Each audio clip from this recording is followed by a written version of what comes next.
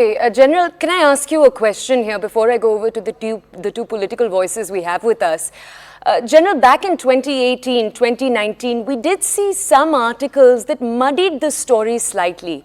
You had certain financial complaints. Of course, HAL is a company that has been dodged by those as early as 2010. But even in 2018, 2019, I'm only bringing this up because, sir, you said the last 10 years have looked rosier. Back in 2018, 2019, you did have those financial questions raised.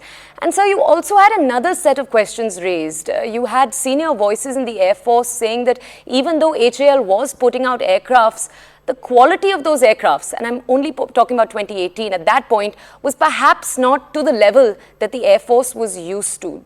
General, would you like to comment on either of those two assertions? You know, no doubt. What you are saying, there is the justification is very clear that yes, of course, the HAL had its own problem. There was they were very slow and they were not able to produce the result in a timeline which is given. But I think that is the past now. Now we must see what they are doing now. In last about 7 to 8 years, you can see it. It's a change HAL.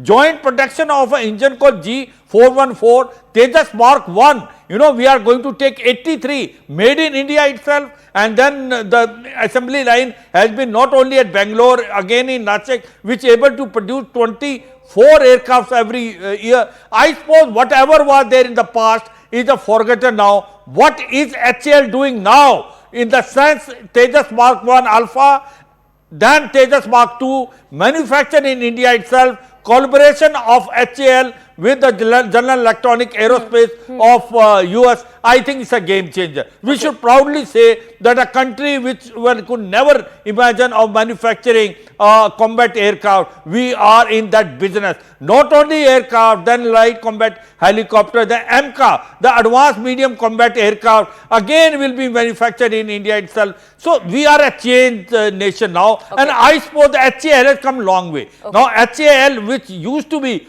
doubted that will they able to make it, now we feel it very confident HAL can produce result, and they have shown the result. And I suppose in future you will find it many more such things coming up. And the fact that Tejas Mark 1 Alpha and Tejas Mark 2 are on a pipeline, I think it is a matter of pride for all the Indians that we are a country which will able to genuinely produce indigenous our own aircraft by transfer of technology. Okay. So, General, if I had to summarize your point and your response to what I said, it would be correct to say that you essentially are saying let bygones be bygones, concentrate on the huge achievements right now of Tejas and of HAL.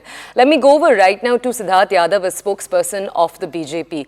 Mr. Yadav, if I were to just take that approach, if I were to just listen to what it is that the General said over the last few minutes, and if we were to just concentrate on the present day achievements of HAL, Mr. Yadav, even then, don't you think it would be perhaps correct to lend credit to the Congress, because it was during Congress days back in the 1980s that we saw the birth of this project? Mr. Yadav, I do want to bring up one more point right before I come over to you for an answer. We were talking to our historians, our researchers who work for us here on the team. We were asking them of famous examples where either the Congress has given credit to the BJP or the BJP to the Congress for military milestones, for defense and technology milestones. And they pointed very interestingly to the Prime Minister Manmohan Singh, and the fact that when Pokhran 2 was referred to during his regime, he did give credit to the Vajpayee government of yore. Mr. Yadav, do you think that the BJP should perhaps follow with that example?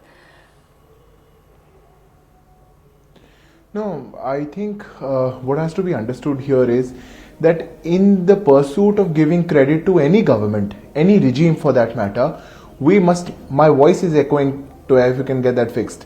I will, and sir, we can hear you. We must not credit, we must not discredit what is happening in the current regime, because whatever has happened in the past definitely lays a foundation, but what is happening today is the game changer. Correct. So our defense exports have increased 334% in the last 5 years. 10 times more than what it was in 2016-17. Forget what it was before 2014. We were nowhere in defense exports. We were nowhere in defense production. Now we are producing 99% of individuals. Just if I have to give you your viewers a perspective, over 2.71 lakh crores worth of procurement was cleared in the last financial year, out of which 99% was sourced from the Indian industries. And the defense production has crossed 1 lakh crore mark in the last financial year. This is something exponential.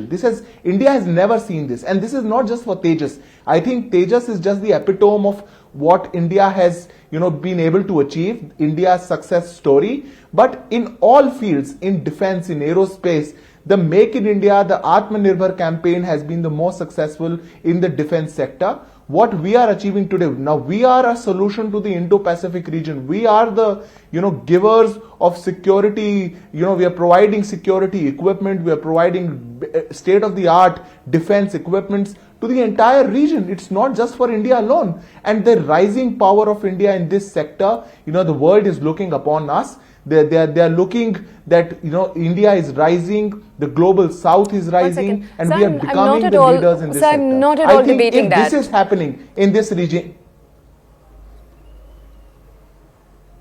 So do go ahead. I'm not at all debating that, but I am asking you, why can the BJP not give the Congress credit for the fact that this was an idea that was conceived of, executed in its early stages in the 1980s and 1990s?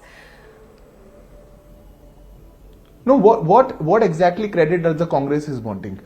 They had all the credit in 1980s. They had all the credit in 1990s. For that matter, they had all the time and the credit in the UPA 1 and UPA 2.